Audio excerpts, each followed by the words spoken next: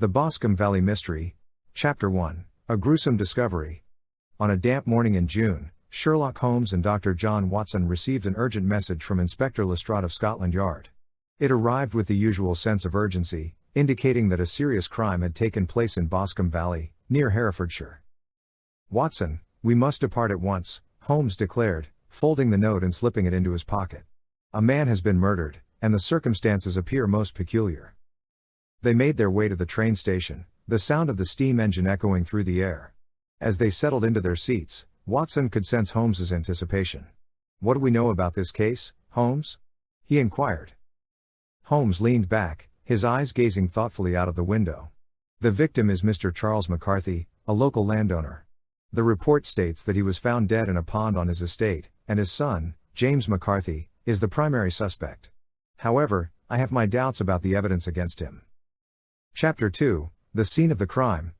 Upon arriving at Boscombe Valley, Holmes and Watson were greeted by Inspector Lestrade, who led them to the crime scene.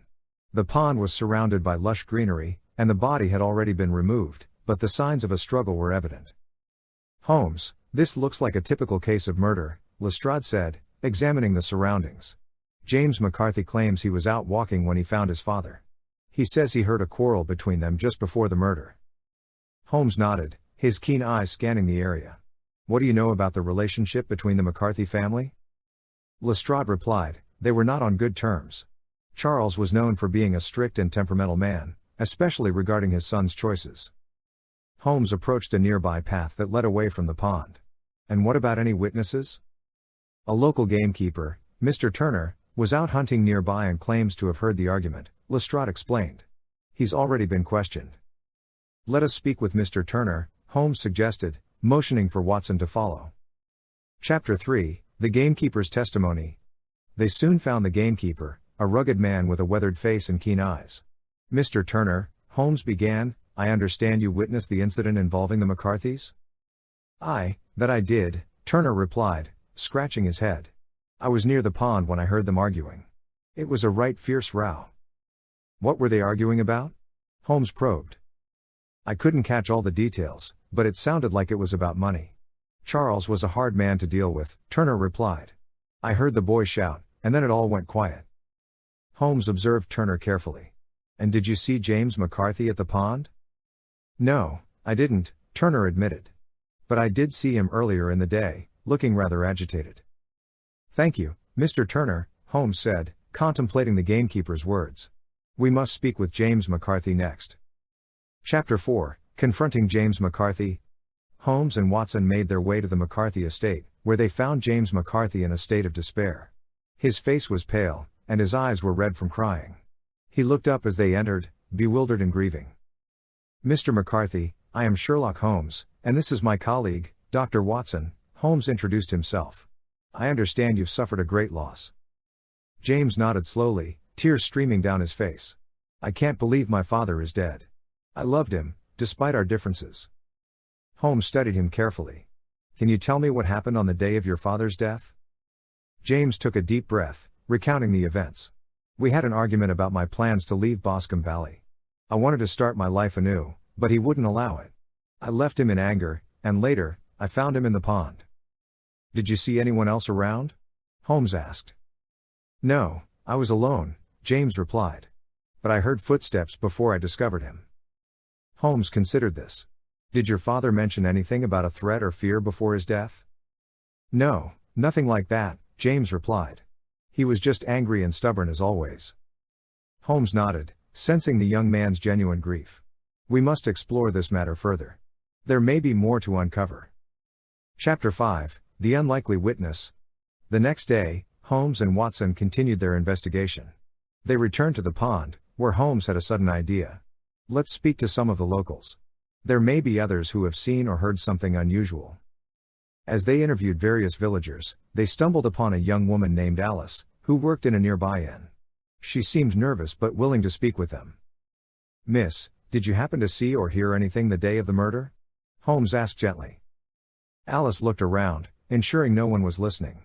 "I saw a man near the pond, but it wasn't James. It was someone else, a stranger I hadn't seen before."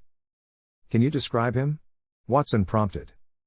He had dark hair and was dressed in fine clothes, she replied, her brow furrowing in concentration. He looked out of place in the countryside. Interesting, Holmes said, exchanging a glance with Watson. Did you hear what they discussed? No, but I did hear raised voices, she admitted. It sounded as if they were arguing. Holmes's mind raced as he connected the dots. Thank you, miss.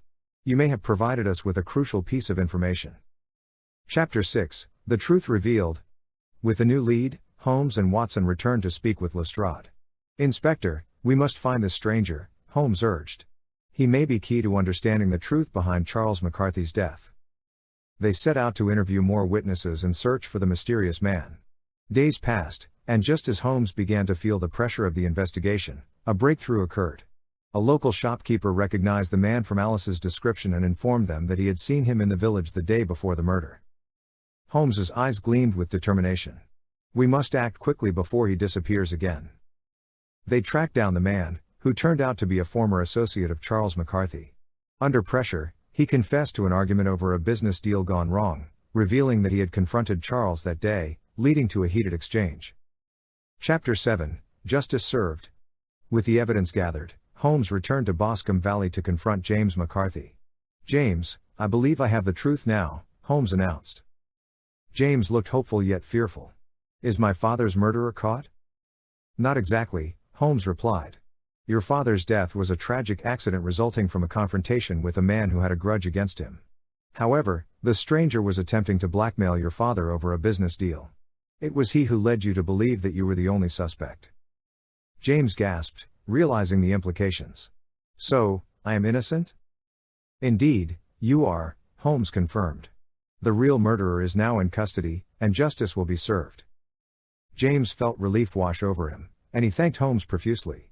I cannot express my gratitude enough. You have saved my life and my father's memory. As Holmes and Watson prepared to leave Boscombe Valley, Watson marveled at the case. You've done it again, Holmes. Another life saved through your sharp intellect. Holmes smiled faintly. It was a matter of piecing together the fragments. In the end, the truth always finds its way to the surface.